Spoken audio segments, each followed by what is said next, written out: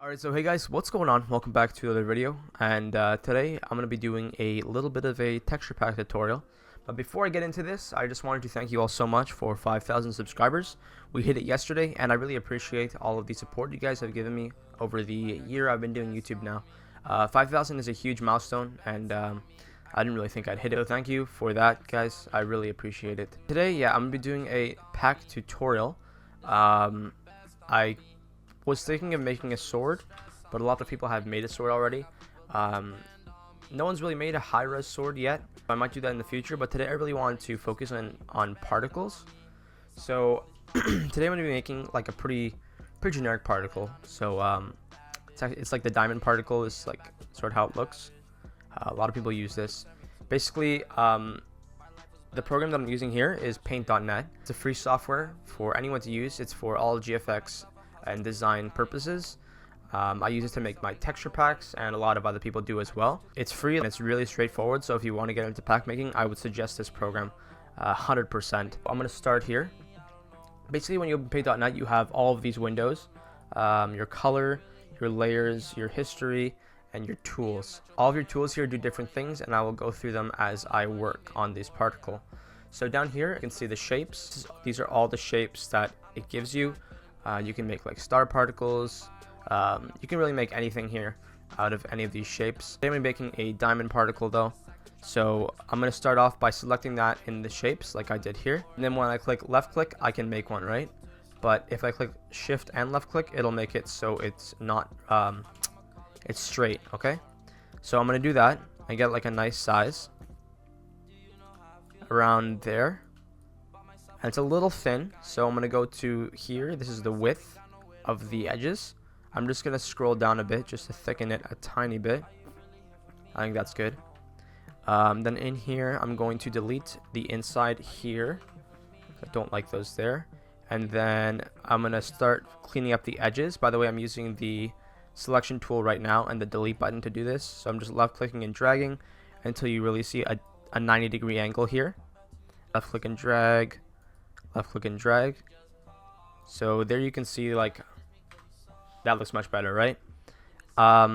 Here I'm going to what I like to do here is first I'll just fill in these just so there's no issues with coloring it later. Then I select it, okay? I go to effects, I go to noise, and then this median here, it just makes it a lot smoother. So what I'm going to do is I'm going to bring the radius up, bring the percentile up a bit. That's good. Maybe the radius up a bit more. Oops.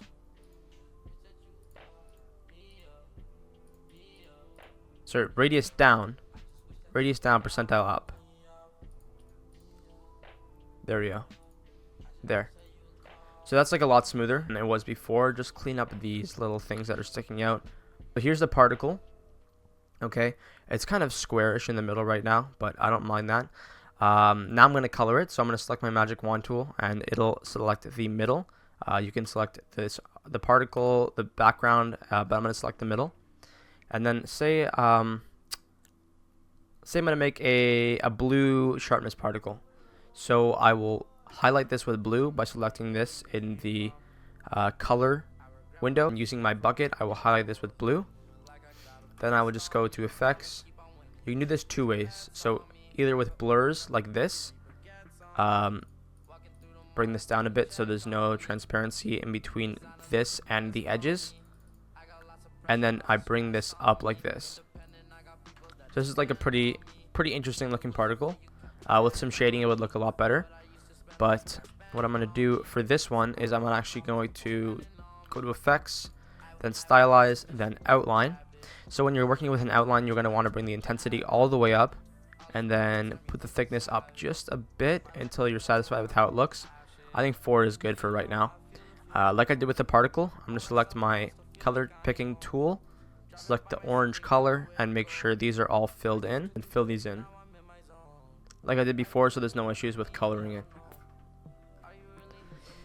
So from here, like I said, I want it to be blue, not orange, so I'm going to select my blue color. Okay, and then I'm going to select it with my left and right click so it's on both my palettes. Then I'm going to drag one of them down.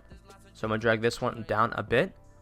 take my bucket, put my tolerance on 0, and fill the middle part in with a lighter color. Sorry, let's bring that up just a bit so it fills it in all the way. Tolerance is basically how much it'll allow for the color to move over other colors, pretty much. So if I put it to 0 like this is a little bit of a different shade than this white, but if I put the tolerance up a bit, it'll say, okay, I'll go over that color too. And then I will select the orange part with a darker blue. So that's sort of how it looks like right now. We'll go to the middle part like this, select the whole thing. Here, what I'm going to do is just shade it really simply. I'm just going to select this part, so it's just a blank color. It's nothing really. And then right click on the black to be my second color. Then I'm going to select the gradient tool. Shortcut is G. And then move over here. I'm going to start from this edge. Hold shift and make sure you're on this gradient. This looks the best in my opinion. Then I'm just going to bring it over like this. So as you can see, the particle's looking nice here. It'll look very nice in game. Then what I like to do is I like to select with the color selecting tool. I like to select the darkest color on the particle, then tolerance at 0, select the outside, and then fill in the outside with the darkest color on the particle. See, it's going to look like that. So here I can see it's kind of boxy at the edges. I'm just going to clean this up a tiny bit. So I just use my pencil tool to fill those in there. And basically that's about it. What I really like to do with particles is I like to select the particle itself.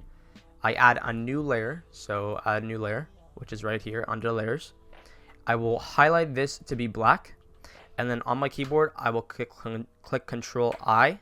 So basically it just moved the selection of the black part to the selection everywhere else on the screen. Now what I like to do is I go to Effects, Blurs, Fragment, make sure this is dragged all the way up, and the distance I put about around 4 or 5 is good. Do it one more time just to make it a bit darker, and then it'll look like that.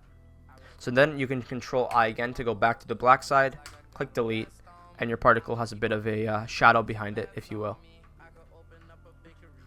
Then you can go to here, click merge layer down, and then both the layers will be merged down. That's really important because if you save that like it was before, it'll save as a PDN, which won't be read in game as a proper file to be used. So make sure it's pushed down, then it'll save it as a PNG.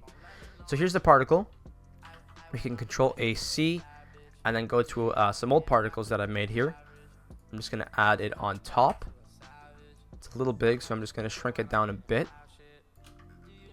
There, what I did was I just pressed shift and then clicked the corner, dragged it down. I'm going to put this one here. And then what I'm going to do is I'm going to Control C, add another new layer, Control V, drag this one over here, and here I'm going to make this one black. Sorry, not black, but black and white, like that.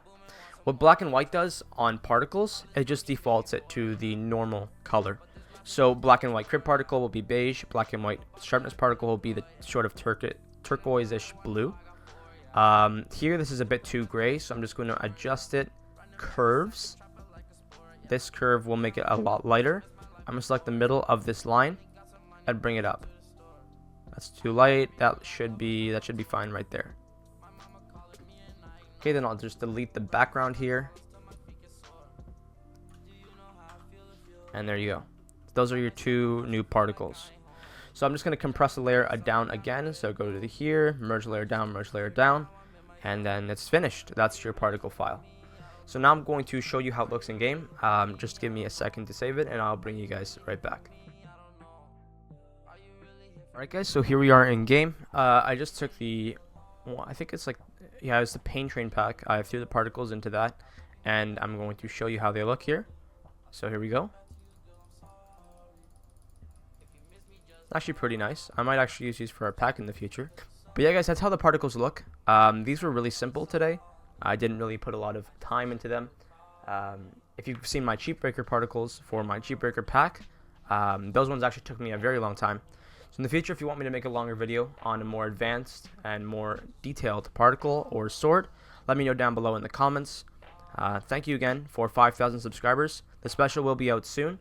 And make sure to follow me on Twitter for updates on the Cheat Breaker pack. Anyways, guys, I hope you all enjoyed it today, and I will see you again next week. Make sure you drop a like, and don't forget to subscribe if you are new. Later, guys. I just wish that you would go.